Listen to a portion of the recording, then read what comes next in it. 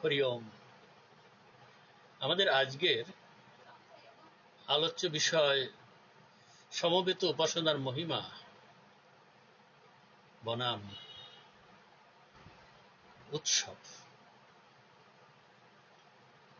শ্রী শ্রী বাবামণি বললেন যে উৎসবের 12 আনাই হচ্ছে উপাসনাটুকু।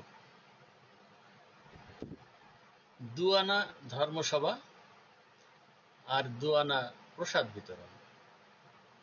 উপাসনা যেখানে সুষ্ঠুভাবে সম্পাদিত হলো জানবে, সেখানে উৎসবের 12 আনাই সুসম্পাদিত হয়ে গেল। শ্রী শ্রী বাবামণি যে আকাঙ্ক্ষা প্রকাশ করেছেন, তিনি বলেছেন, আজ থেকে নাম সাধনের যে ব্রত নিলে, তাতে কিন্তু দিনে রাত্রে আমি 4 বার তোমাদের কাছে ছুটে আসব।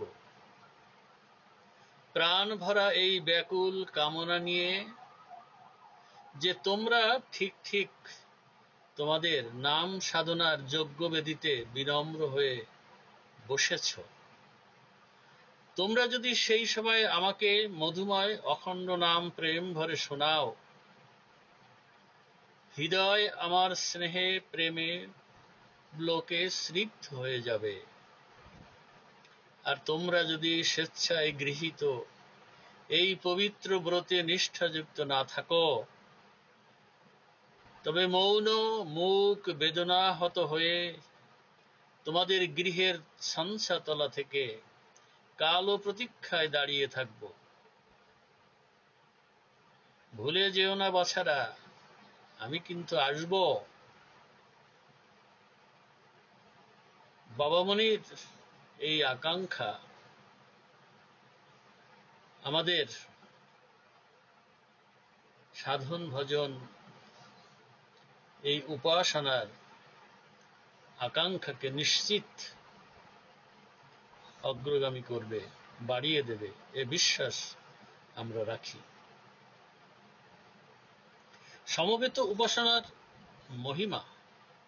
বাবামণি বললেন, সমবেত উপাসনাকে একটা বলবর্ধক, টনিক বলে জানবে। সকলের সম্মিলিত শক্তি, ভাব, প্রেম ও মনোলয় পৃথকভাবে একটি একটি করে প্রত্যেকটি উপাসকের ভিতরে আবিষ্ট হচ্ছে। অল্প প্রেম ক্ষুদ্র শক্তির ব্যক্তিদের মহাশক্তি লাভের এইটি নির্ভুল পন্থা। হরি ওম, হরি ওম, হরি ওম।